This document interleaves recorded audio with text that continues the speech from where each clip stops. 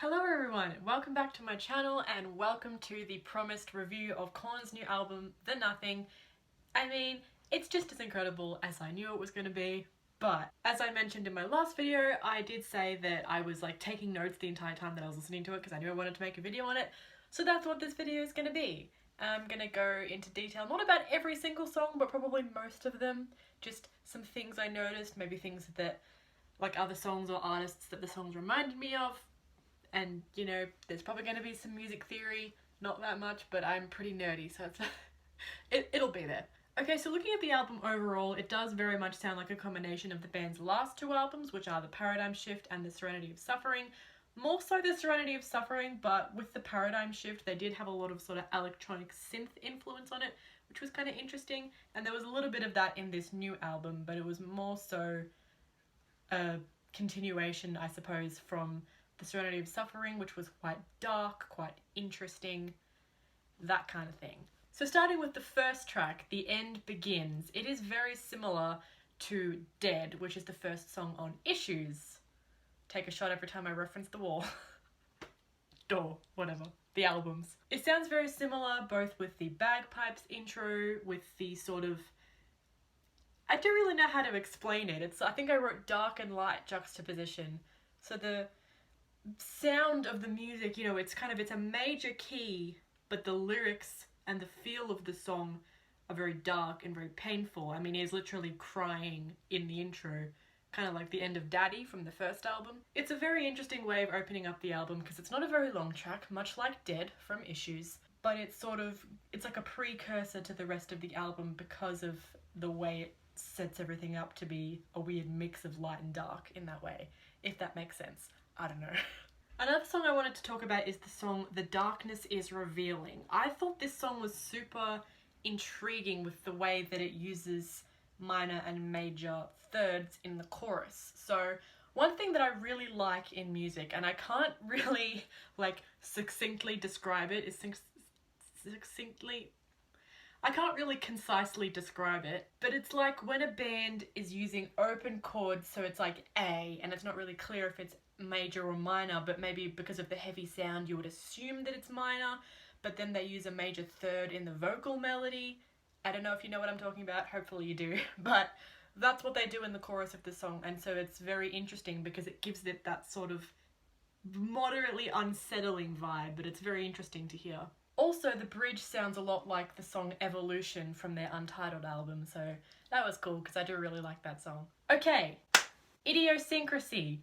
Please tell me someone else thought that opening riff sounded like A New Level by Pantera, because as soon as I heard it, I was like...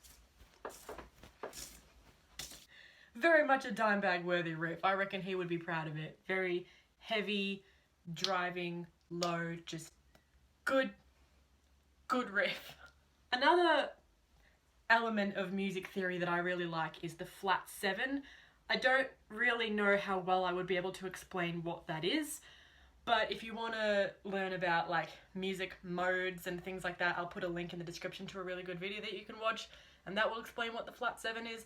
There's a lot of that in Idiosyncrasy, and it's really cool. There's also this bit where he's saying, I forget the exact lyric, it's like, God is making fun of me, something about he's laughing at me. I thought that was really like kind of intense because, you know, with Jonathan's background with religion, he was brought into this, I just spat everywhere. He was brought into this religious household that was quite brainwashy, like cult-like. I don't know really how to word it, but he sort of, you know, he's been through a lot, and when you go through a lot of shit, sometimes it's kind of hard to have a faith at the same time, and I know how that feels. That really kind of hit close to home, the feeling of, if God is up there, why would he do this to me? I know how that feels, and that was a pretty big theme in that song. Now, I'm pretty sure it's called The Seduction of Indulgence. I just wrote TSOI in my notes, and I can't remember, but I'm pretty sure that's the name of it. The interlude. What the fuck? It's so creepy and dark, and I love it. I literally wrote D-A-R-Q-U-E. Dark! Very, very Korn though. But you know, it is a Korn album, so you'd want to hope it sounds like Korn. And that's another thing that can be likened to Issues, because there are a couple of interludes on the Issues album that are quite short, interesting, dark, creepy. So little bit of an homage to that album, which is my favourite album of theirs, so I was very excited about that. Another song that I really liked on the album, I mean every song, but the song Can You Hear Me, I thought could be likened to the song Black is the Soul from The Serenity of Suffering, just with the way the beat goes, the overall sort of vibe or the tonality of the song, the colour of the song, if you will. I mean, I have synesthesia, so I literally see colours, but that's another video topic altogether. As far as Jonathan's weird, like, beatbox, scat, that thing that he does from time to time, it kind of comes back in the Ringmaster from memory. I think it's like just after, like in the bridge somewhere, you hear a little bit of it, but yes, that's all we really heard of that on the album, but it's still there, so that's cool. The introduction of the gravity of discomfort. Can I get a hell yeah from Ray and Fieldy? Those drums and that bass line just... yes! Another thing that I kind of picked up on in the song, I mean, Harder, that spelling, let's discuss that for a second. In this song here, the backup vocals in the chorus sound kind of like they could be from Untouchables, which is their 2002 album. If you listen to a lot of the backing vocals in songs like Blame, or I think the song One More Time, the backing vocals in the chorus of the song Harder. This song, it's harder, it's pronounced harder. Are kind of reminiscent of that, which I thought was cool. Also, See You on the Other Side has those kinds of backing vocals, so reminiscent of that as well. Let's just talk about this loss for a second, okay? Are you trying, Jonathan Hausman Davis, I'm speaking to you right now. Are you trying to rip my heart from my body?